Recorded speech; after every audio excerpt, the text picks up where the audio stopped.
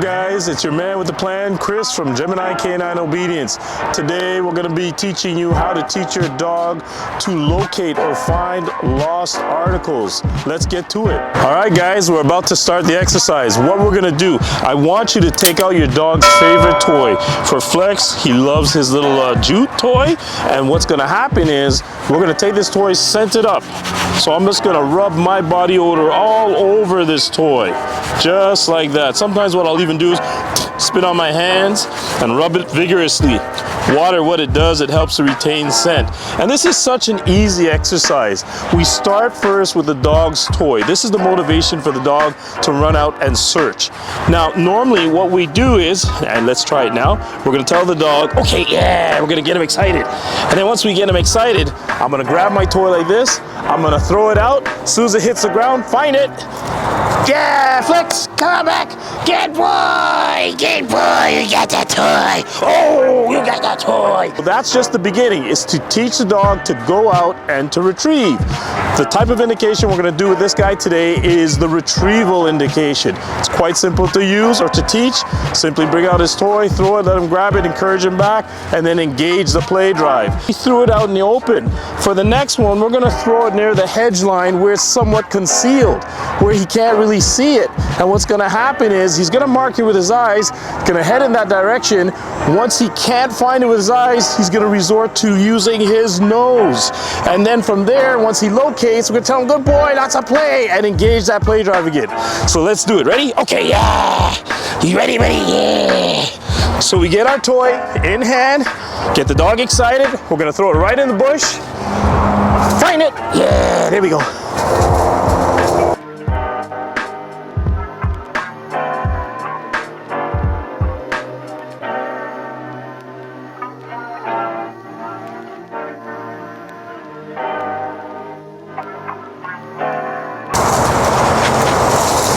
Flexi, good boy, yeah! Good boy, Flexi, yeah! Good boy, you got the tie! So you notice, it went in there pretty deep. I didn't say a word to the dog.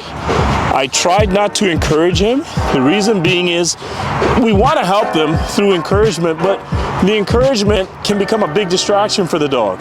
So instead of, encouraging, making lots of noise, just leave him, let him work. Because you saw he was busy, he was searching, and it went in, like I said, pretty deep, further than I wanted, but he kept searching. Once the dog got into the scent cone, boom, he hit the toy, he grabbed it, he came back out, we engage in the play. And that is more than enough reward for the dog. Again, we started with his toy. Now we're gonna give you an example of how we transition from the toy onto an actual article. So what we're gonna start with is, and I like to use a fabric article first. So I got this little change purse. It's made out of a cotton blend, cotton polyester. What's gonna happen is, we're gonna scent up this purse, and then we're gonna put it out there and let the dog find it. Now keep in mind, what we're doing right now is what we call a hot find. And a hot find is where the dog actually sees me placing the actual item. A cold find is where, let's say, we would leave this guy in the actual truck and bring him out and let him search for it. That's an actual cold find where he doesn't see it ahead of time. So now he's dependent on the command and his nose. So what we're gonna do, only because we're out here already, I'm gonna go around the corner there, and I'm gonna go and hide this actual change purse. Then I'm gonna come back, and we're gonna get ready to send the dog out. And let's see what he does. Let's see how long it'll take him to find it. And I'm gonna try and conceal it fairly, not too deep, but somewhat within the hedge line there, where he can't get a good visual.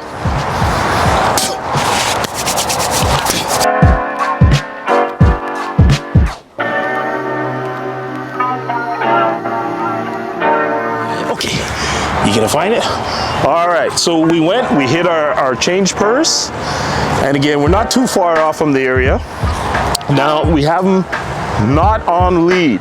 When you're doing this exercise initially, what I would suggest, in a very small area, on a shorter line, like maybe a 15-foot line, and allow the dog to move around within that area. So this way now, you're not gonna waste too much time, because what will happen is they start to run around the entire area, the entire field, and they start to exhaust. So by keeping them on the line and staying within the vicinity, within the area of the actual article without bringing them right up to it, will be a lot more efficient than doing it free line. But we're gonna try free line today and see what happens.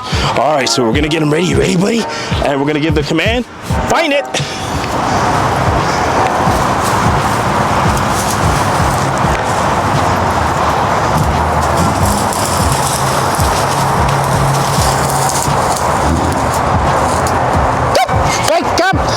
Sit.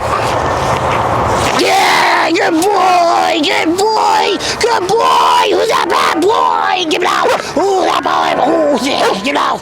Oh, good boy. Good job, Flexi. Yeah. Oh, oh, oh, oh. So that wasn't too bad. And again, I really scented up the change purse. So what I did is I spat in my hand, I rubbed them together vigorously, and then I slapped the change purse in between the two and rub again. Hold it for about 10 seconds. Then I kind of buried it a little bit underneath the dead brush there. Then we came back, got the dog, and sent them into the area. And again, this is a game of using this, not these things. The nose. It should be totally invisible to the dog. Now, another thing to add to that is what I did is I actually walked out and placed the article. And that can help the dog as well, because by walking out, I'm actually leaving a foot track that the dog can utilize. Especially if the dog has had some tracking experience or knowledge, he will actually follow my steps into that area. So that's what you can do in the beginning for a dog that has some tracking experience. Even if they don't have tracking experience, they will actually pick up on your odor. And that'll be like a roadmap right towards the actual article. Now from there, you can advance to, okay, we come into an area and we're gonna do like in the beginning, we're just gonna toss it into, again, some brush. So now there's no footsteps leading up to the actual article. And the dog now is gonna have to rely more on, again, air current, body odor. What I normally do and what we normally suggest is when you're now teaching it to throw that article into the wind as opposed to with the wind. The reason being is when it's time for the dog to come out and search, he's gonna do a lot of air scenting. And because you threw it into the wind is gonna take that scent of the article towards the dog, and it makes it a lot easier for him to find. At a more advanced level, you can actually throw the article with the wind, and that makes it a little bit more challenging for the dog. And you'll see with your dog, as time goes on, you're gonna be able to read him. You're gonna know when he enters the scent cone. And what the scent cone is, let's say if Flex represents the article, the area of ground around him, maybe a few feet in a circle, that's actually called the scent cone. So once the dog gets into the scent cone, he knows he's fairly close to the actual article, his behavior will change. You'll find they get a little bit more erratic, a little bit more anxious. And so knowing that, you can help your dog in the beginning. Like I said, not too many words, but a little bit of encouragement, especially if they've been searching for some time. But like I said, it's an easy game of hide and seek. Now, we used a change purse just now. Let's see what happens. I have some keys here. Now, keys can be very difficult. Why? Unlike the change purse, which is fabric, it's easy to hold, here we have bits of metal. And metal can be very challenging for any dog to hold. And keep in mind, metal doesn't retain scent as well as any type of fabric. So this is a double whammy for the dog. But we're gonna try. What I'm gonna do, I'm gonna moisten up my hands. So I spit in my hands, I rub them up vigorously. Now what I'm gonna do is I'm going to take out my keys and I'm gonna rub them up, rub them up, rub them up. Just like this. All right, and then I'm gonna hold it in a closed fist for about 10 seconds. 10 seconds. And then when it's time, again, just for the sake of filming, we're gonna throw the keys out somewhere near the hedge line, and we're gonna let him go and find it. and we'll see what happens. Actually, to help him, I'm going to turn, actually to make it a little bit more challenging, we're going to turn the dog and then we're going to throw the key. All right? Okay. Perfect. So I turn the dog. Now I toss the keys. Perfect. Out. Good. So now I'm going to turn him around and we're going to send him in. You going to find it? Get him all excited. You going to find it? Find it.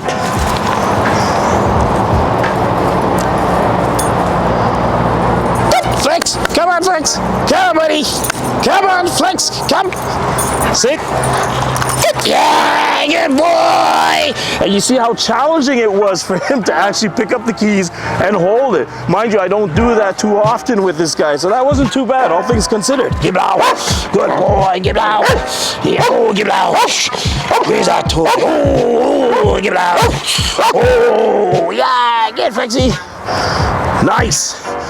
And the key to successful searching lies within the play drive and playing with your dog. Oh, vigorously. Oh, you're a bad man. Let's do that. Oh, you're a bad boy. Good job. Lots of motivation, lots of praise. There is no corrections, no type of compulsion in this type of work. It's all inducive. What you're doing is you're working with the dog's natural prey drive, his hunt drive. So you're just exploiting what comes naturally to this dog. And if you come in with the right attitude, lots of fun, and lots of play, you'll find the future searches are going to become that much easier because that's what he looks forward to. And again, it's a game of using this, not this. Now, what I would also suggest is no more than 3 repetitions.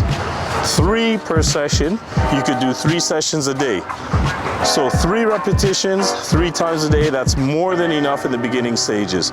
Eventually you water it down to, let's say, 1 session a day, maybe 1 or 2 times. This way you don't run into what we call overkill, where it becomes not as valuable to the animal. The dog doesn't love it as much because he knows what's going to happen. He's going to become very proficient at it, and sometimes it gets sloppy when you do it too often because it becomes too easy. But in the beginning, because we're trying to form habits, I usually suggest, like I said, 3 times a day, 3 repetitions. That's more than enough. Start with his toy first, then eventually you move on to something else like a hat, a pouch, even an old pair of socks. Then from there we can move into other areas of, let's say, hard surface items like your keys, a wooden dowel, a plastic dowel, a steel bar. Keep in mind, they don't retain scent as well, so you're going to really spend a great deal of time scenting it up. All right, so we're near the end of our video, but I want to leave you with a little story. The article find is, it's not only a game, it's not just fun, but it's for function. And we had a situation a few years back with my wife, Rita. She came back to the shop. It was later in the evening, around 8 or 9 p.m. And so it was dark out already, summertime. And she was in a panic state. She had taken a dog out, our other dog, to a field and was doing some training with it. And it was a hydro field, so obviously a big area.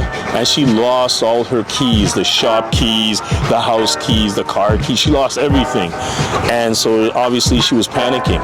And I said, you know, did you check your car, even the shop, and everywhere that you can think of? And, oh yeah, I've checked everything. I just can't find them. Where was the last place you were at? At the hydro field. So at the time, we had Max, my checkline shepherd, who was trained in article find. So we figured, let's give it a shot. So we loaded him up in the truck and we headed out to the field. When we got to the field, I said to her, give me a general location, a general area where you were at. Now keep in mind, it was 9 p.m. at night, so it was fairly dark. And so what we did is I had her stay back by the truck. I brought Max out. I held him by the collar, took his leash off, and told him, find it, boom, and he went to work. I kid you not, it took this dog less than 2 minutes, like a minute and a half. And it was beautiful because I know when he's in that scent cone, like I said earlier, they get very anxious. And there was a lot of bush. And the bush started to move rapidly. And before you know it, we heard the sound of the actual keys jingling. Just like that. And this was Max, who had indicated by retrieving the keys, brought it right back to me and sat in front. At that point in time, he got the most play ever and the biggest dinner ever. Rita ended up crying because she's seen this work. She's actually done some of this work with her own dog, but to actually see it in actuality being used for real world application, that really got to her. And so, like I said, she became very happy and upset at the same time. And it was great to see our dog being used for actual function. So with that said, guys, I hope you enjoyed the video. If you did enjoy the video, please don't forget to give us a thumbs up and hit that subscribe button on your screen. Don't forget to share as well. And until next time, we'll see you later. Bye.